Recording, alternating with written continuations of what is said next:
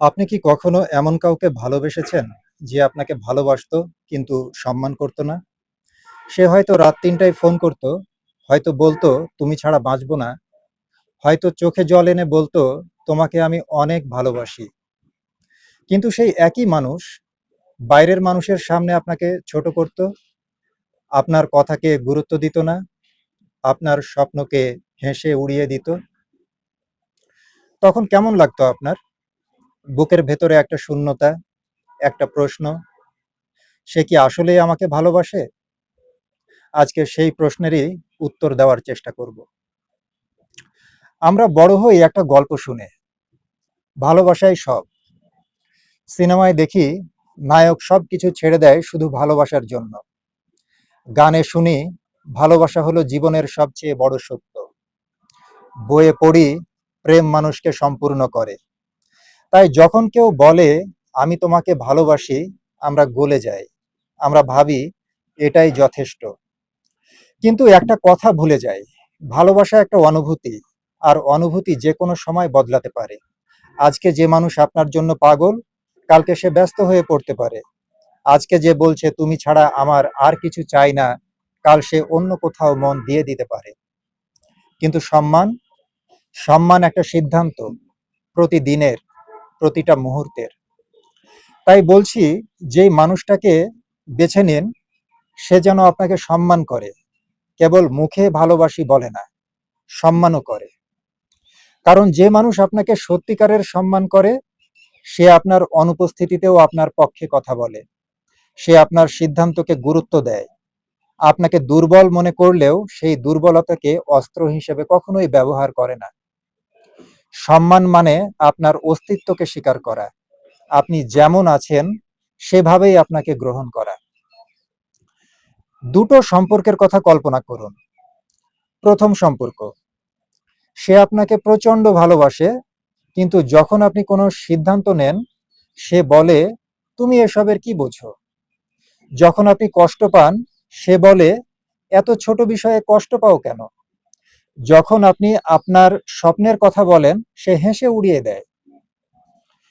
দ্বিতীয় সম্পর্ক, সে হয়তো প্রতিদিন আপনাকে ভালোবাসি বলে না, কিন্তু যখন আপনি কথা বলেন সে মনোযোগ দিয়ে শোনে। যখন আপনি ভুল করেন, সে আপনাকে একা ছেড়ে যায় না।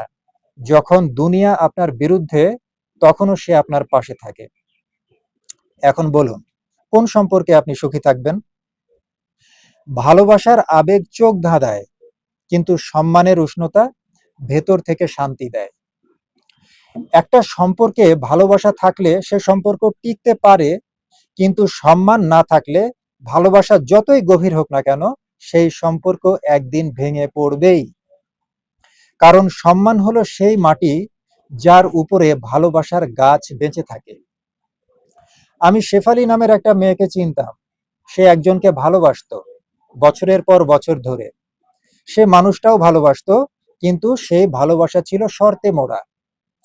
শেফালি যখন চাকরি পেল, সে খুশি না হয়ে বলল এত বড় চাকরি করলে সংসার সামলাবে কে। শেফালি যখন বন্ধুদের সাথে ঘুরতে যেতে চাইতো, সে বলতো তোমার কি আমার চেয়ে বন্ধুদের বেশি দরকার।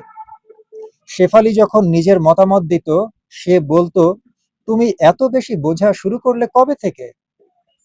তো শেফালি ভেবেছিল এটাই ভালোবাসা, এটাই স্বাভাবিক।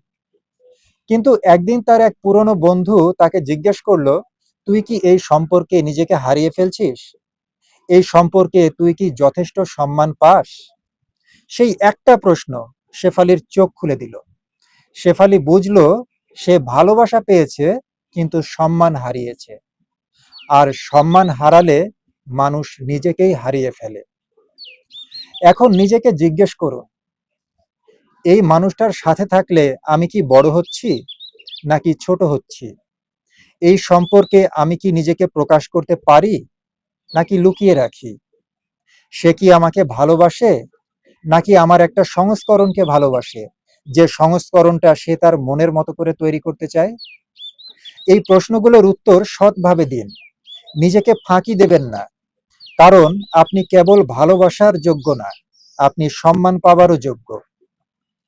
জীবনে অনেক মানুষ আসবে, কেউ বলবে তোমাকে ছাড়া বাঁচবো না, কেউ চোখে জল আনবে, কেউ হাজারটা প্রতিশ্রুতি দেবে, কিন্তু আপনি শুধু একটা জিনিস লক্ষ্য করুন, সে কি আপনাকে সম্মান করে?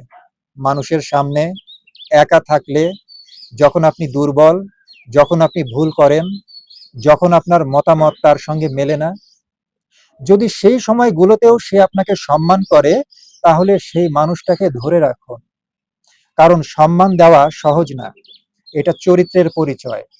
কারণ সম্মান দিতে হলে আগে নিজেকে সৎ চরিত্রের হতে হয়। ভালোবাসা একটা অনুভূতি, সম্মান সেই অনুভূতির প্রমাণ। নিজেকে এতটুকু ভালোবাসুন যেন সম্মানের সাথে কখনোই আপোষ না করেন। শান্ত থাকুন, নিজেকে চিনুন, জীবনে সঠিক মানুষটাকে বেছে নিন।